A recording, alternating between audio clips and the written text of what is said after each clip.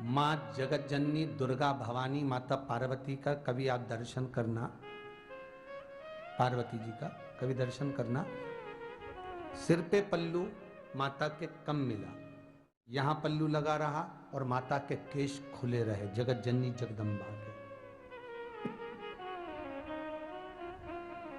पूछ लिया चंचुला देवी ने, हे जगतधात्री दुर्गा भवानी, हे माता पार्वती, आप कैलाश पर मेरी सखी बनकर रही तो आपके केश खुले रहे, और आप शिव महापुराण के यजमान बनकर कथा सुनने के लिए जा रही हो, अपने पति के साथ में शंकर भगवान भी फेटा बांधकर, तुर्री लगाकर, गले में माला पहनकर, सुंदर वस्त्र आभूषण धारण कर कर शिव भी जा रहे हैं, और आप मस्तक पर पल्लू रखकर, सुंदर बोर लगाकर, नथनी लगाकर, सुंदर करधनी पहनकर, हाथ में चुड़ला, बाजूबंद, भुजबंद पहनकर,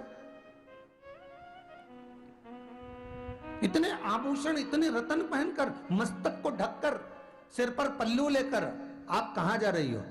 अगर कथा सुनने के लिए जा रही हो और शिव महापुराण सुनने के लिए जा रही हो और शिव महापुराण के यजमान बनने जा रही हो, तो आप ही की तो कथा है और आप ही को सुनना है और आप ही यजमान हैं, तो आपको सिर पर पल्लू रखने की जरूरत क्या है? चंचुला देवी कर रही है माता पार्वती से। सुनिए जरा, प्रसंग कितना सुंदर है। क्या जरूरत पड़ गई आपको पल्लू लेने की? आपको क्या जरूरत पड़ गई? वस्त्र सिर पर रखने की, मस्तक धारण करने की क्या जरूरत पड़ गई?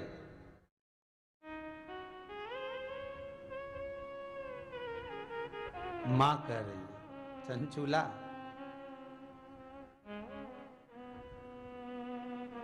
कथा सुनने के लिए मैं तुमरुका जी के पास जा रही हूं, क्योंकि जजमान कथा सुनने के लिए किसी के द्वार पर जाता है।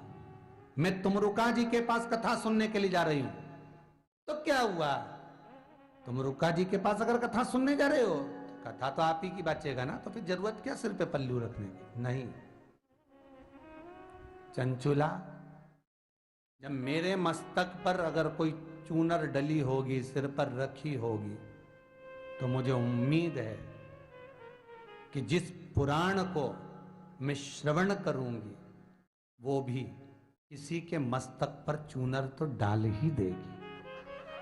जिस पुराण को मैं श्रवण करूं, जिस भजन को मैं धारण करूं, जिस कथा को मैं स्मरण करूं, हमारे मारवाड़ी संप्रदाय के अंतर्गत, मारवाड़ी के अंतर्गत वर्णन आता है महाराज, हमारे मारवाड़ का एक भाव कहा जाता है कि अगर कोई साधारण तीज की भी पूजन करो, एक साधारण सा पूजन पाठ कुछ करो, तो मस्तक पर पल्लू होना जरूरी है। क्यों? क्योंकि जिस देवी देवता की हम आराधना कर रहे हैं वो हमारे कुल को भी ऐसे ही ढक कर रखे, हमारे परिवार को भी ऐसी साध कर रखे। जैसे मेरे सिर पर पल्लू है, उसी तरह जिसकी मैं आराधना कर रही हूं उसका हस्त कमल मेरे परिवार पर, मेरे कुल पर, मेरे कुटुंब पर पड़ा रहे।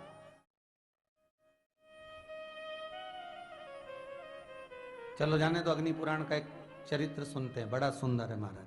अग्नि पुराण में सूर्य देवता अपनी धर्मपत्नी संध्या से कह रहे हैं, संध्या सुन, जिस नारी के मस्तक पर केश रहते हैं, जिस नारी के मस्तक पर केश रहते हैं, और जितने नारी के मस्तक पर केश रहते हैं, उतने ही पीढ़ी दर पीढ़ी नारी के मस्तक पर, जिस नारी के, सौभाग्यवती नारी के मस्तक पर केश रहते हैं, पीढ़ी दर पीढ़ी और आने वाला उसके पुत्र पौत्र आदि आदि का पूरा भाव उसके मस्तक के केश में रहता है।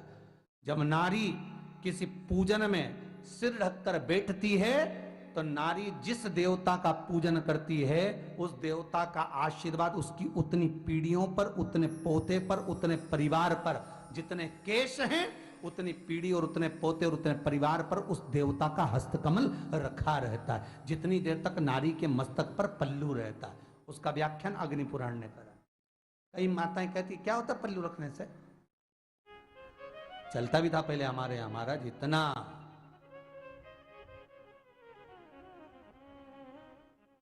धीरे धीरे धीरे धीरे धीरे,